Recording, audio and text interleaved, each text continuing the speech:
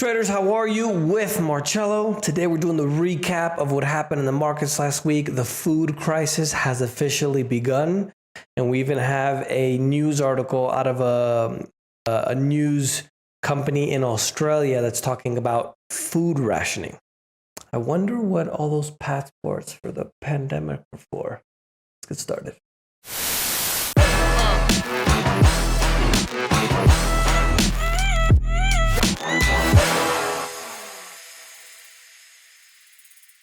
So the biggest thing that we have this week is a situation where the commodity prices have absolutely exploded. The major arcing story, obviously, is the war in Ukraine and Russia. The stocks in the United States, mostly negative. The NASDAQ was down almost 3%. Canada was up as well.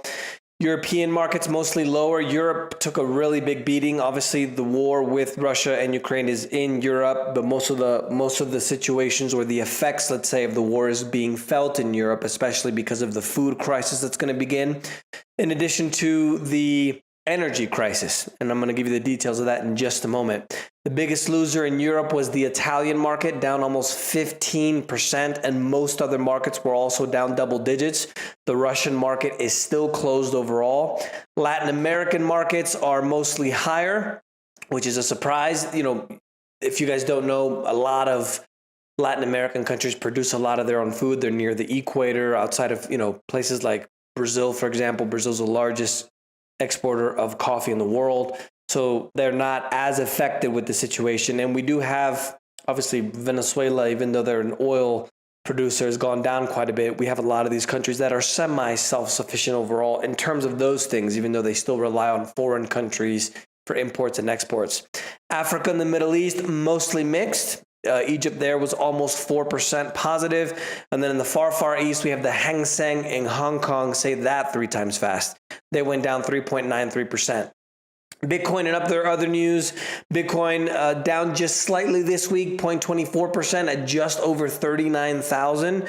The major situation this week was that there's actually two things. One is Binance, which is the biggest exchange in the world when it comes to crypto, said that they're not going to unilaterally freeze all of Russian users' accounts because we have the situation now where the sanctions are being escalated, where individual people, especially billionaires, are being targeted for their individual property, for example, like yachts and mansions and things like that. And so a lot of governments around the world are saying to a lot of the crypto companies, especially the centralized exchanges like Binance, that they need to just ban everybody from Russia. So they're not going to do that.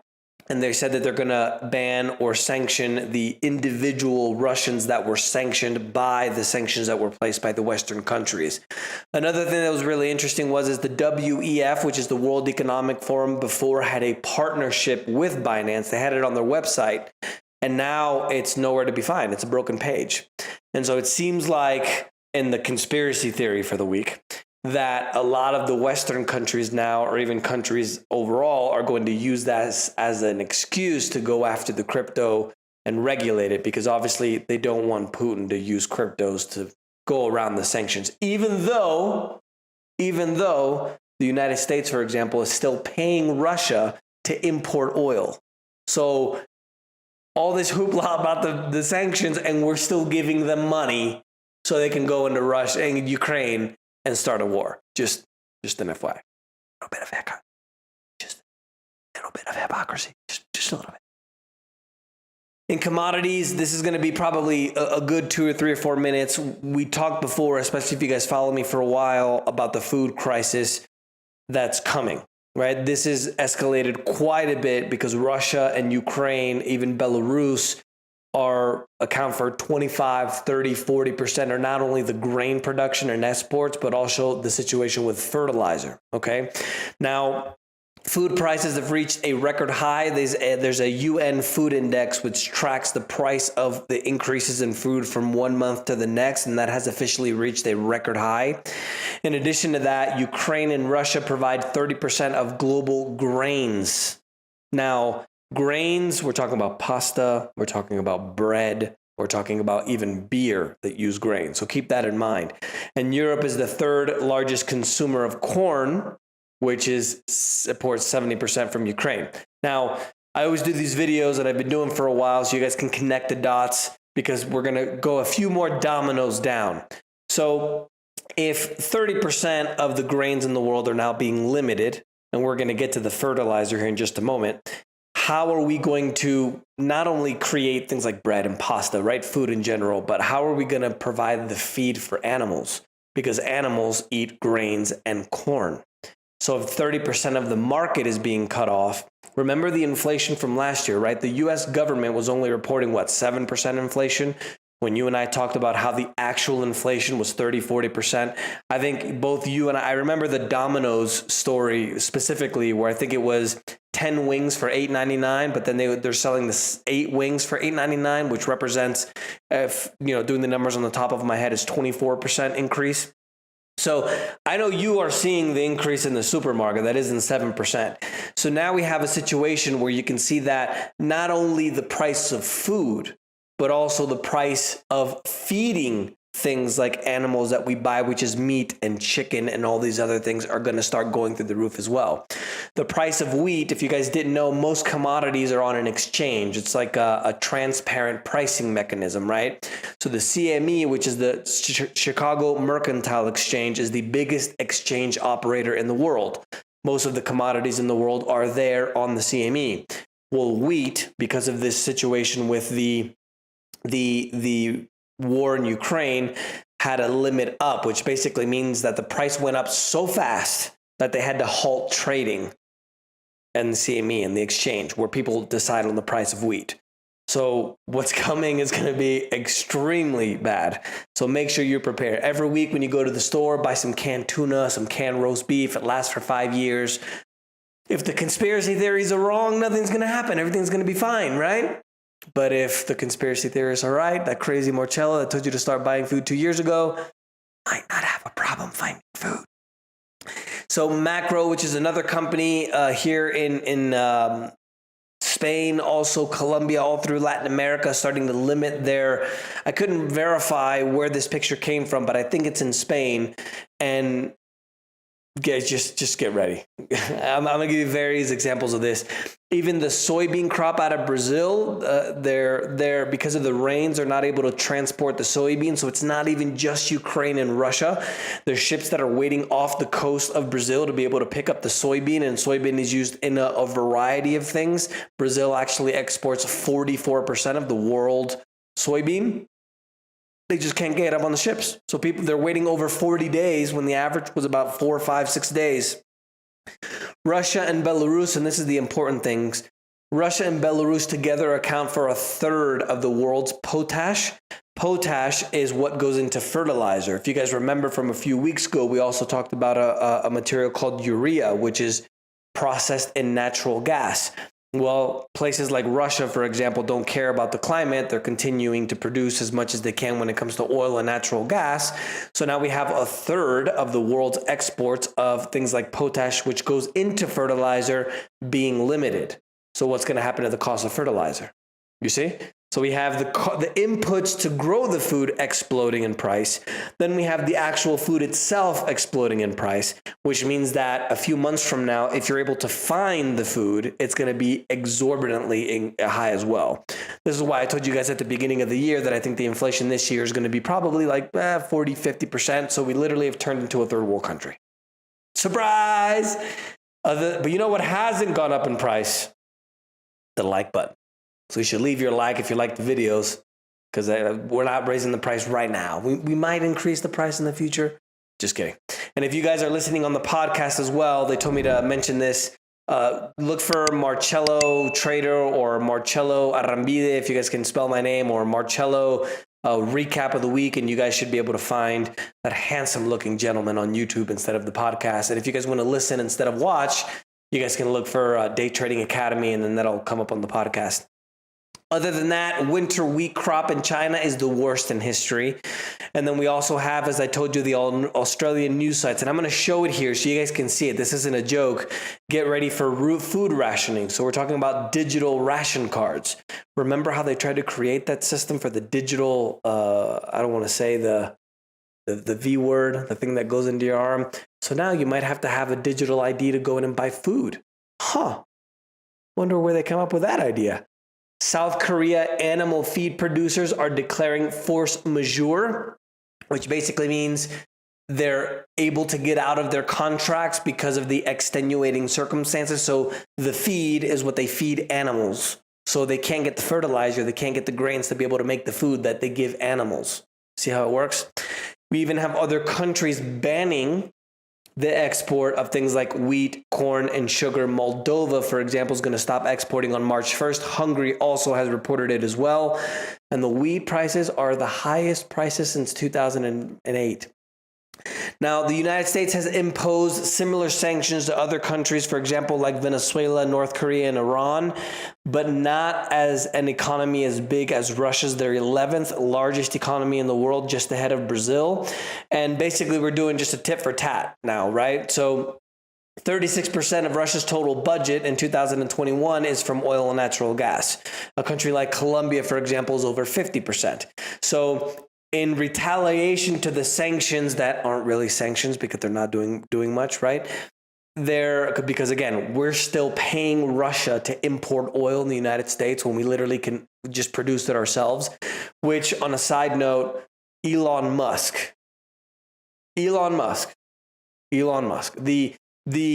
biggest clean energy guy in the world, had a tweet out that said we have to increase the production of oil and natural gas in the United States because we can't just magically switch to clean power from one day to the next. So this is going to imply a significant amount of pain for both you and I because it's literally going to explode the price of absolutely everything. Other than that, commodity prices have soared since 2009, and Russia can obviously retaliate against the sanctions by literally just cutting off the food supply and the fertilizer supply. See how it works, the dominoes? Oil went up by quite a bit. U.S. oil hit $116, while Brent, which is the international crude, almost hit $119, highest level since May of 2012. Canada becomes the first Western nation to specifically target Russian energy and ban absolutely everything from Russia.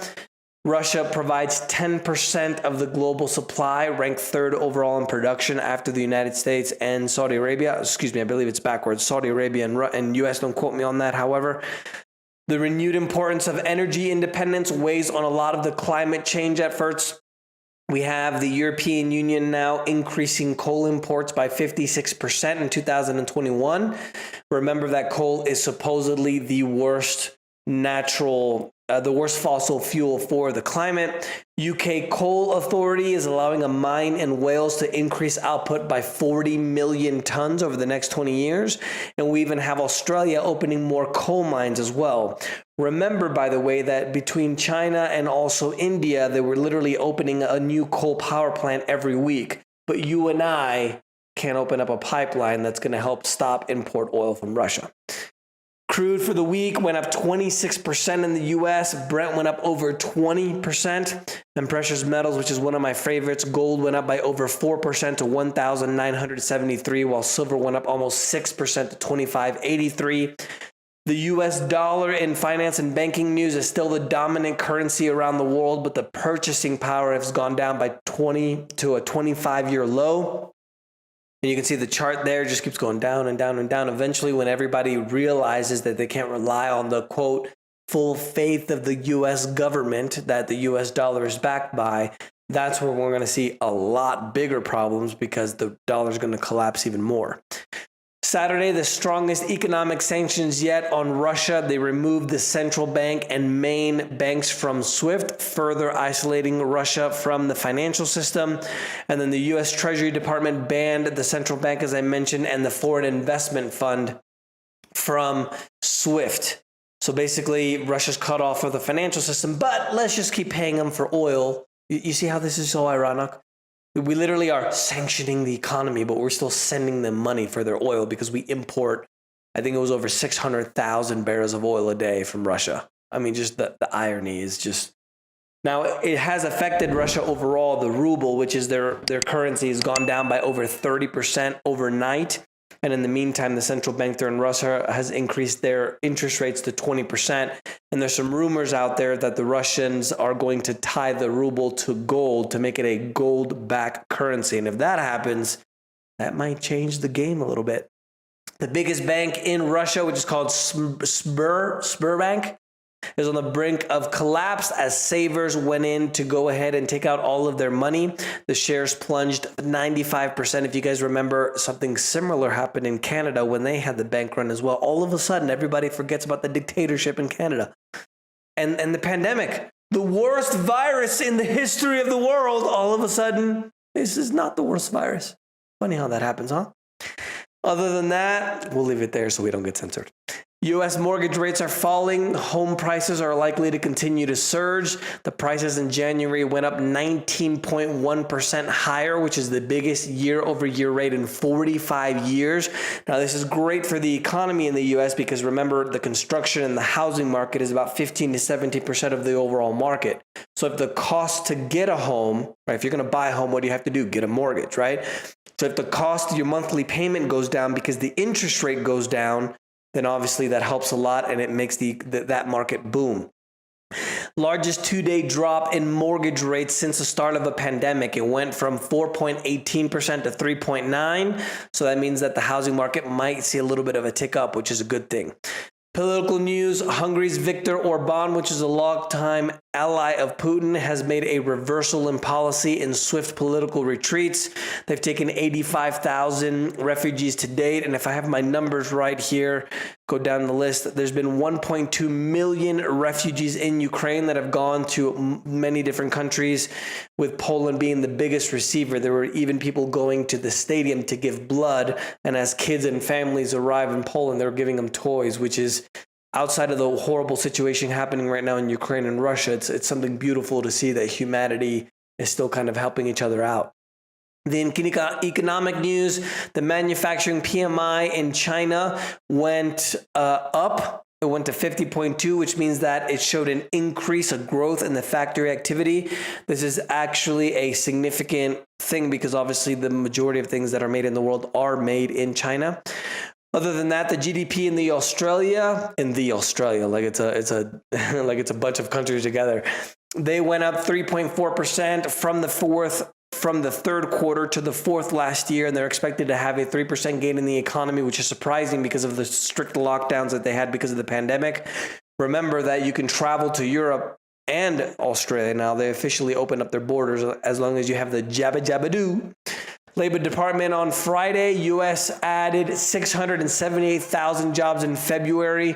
This was due to the dropping of a lot of the restrictions of the pandemic.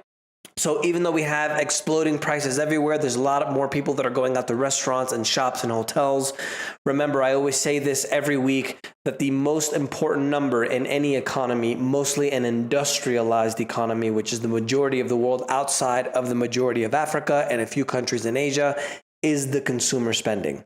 In the United States, it's almost 70% of the economy, and in most other countries, it's more than 50% of the economy. So this is an extremely good thing, even though the economy isn't showing very good numbers, especially now because of the new food crisis and energy crisis that we're going to have. Finnair, which is an airline out of Finland, and the corporate news collapsed by 20% after the sanctions that were placed. Russia said that the Europeans couldn't fly in their airspace, and Europe said that the Russians couldn't fly in their airspace. So now a company like Finland, which goes from, I don't know if I can show you a map here because it's supposed to be backwards, but if Russia is here, Finland is here, a lot of times Finnish airlines would have to cross from here to be able to go to places like Asia. And obviously it's going to affect their route, and it's going to be much more costly for them as well. Tesla went up 7.48% on Monday after the U.S. gas national average went up by quite a bit. Now, remember that the increase in the gas prices have already gone up significantly without the war on Russia. The government is going to try to blame that now, but remember that it's gone up quite a bit even before that. So don't let them blame Russia for their failed policies. Other than that, we also have other electric vehicle manufacturers go up quite a bit. Rivian, which is the truck manufacturer, and the SUV primarily went up 7.2%, while NIO went up 10%, and shares of Boeing went down 13%. Also because of the sanctions, a lot of people don't realize that Russian cargo planes are used to fly structures from other plants to the Boeing plant in Washington, Seattle, and now they're not going to be able to do that anymore. So obviously it's going to cost them quite a bit as well. Target went up over 9%, almost 10% after they had really great financials. They beat expectations, and they're saying that they're still giving a positive forecast of 2022.